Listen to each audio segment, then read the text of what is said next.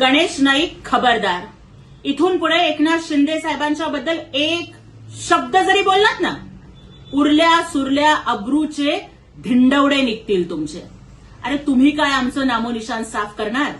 त्यापेक्षा आधी स्वतःचं चारित्र्य साफ करा. आणि एकनाथ शिंदे साहेबांचं नामोनिशान साफ करणारा मायकालाल अजून जन्माला यायचा आहे. गणेश नाईक अवकातीत रहा. तुमची ख्याती ही फक्त पक्ष, कपडे आणि बायका वारंवार बदलण्यासाठी आहे.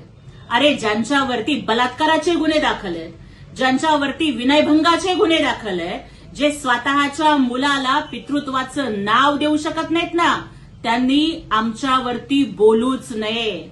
ज्यांचे फक्त रात्रीच खेळ चालतात ते राजकारणातले अण्णा नाईक म्हणजे गणेश नाईक आहेत. आणि अशा या नायकाचे सगळे काळे धंदे बाहेर काढल्याशिवाय आम्ही गप्प बसणार नाही. अलीकडे गणेश नाईकाचा एकच धंदा झालाय की रोज उठायचं आणि एकनाथ शिंदे साहेबांवर भुंकायचं. पण लक्षात ठेवा, हाथी चले बाजार, कुत्ते भोके हजार.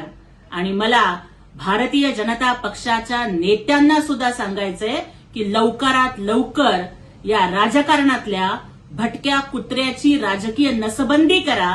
नाहीतर आम्ही जरी महायुतीत असलो तरी या पिसाळलेल्या कुत्र्याला म्युनिसिपालिटीच्या गाडीत घालून कसा बंदोबस्त करायचा हे लाडक्या बहिणींना चांगलंच माहिती आहे.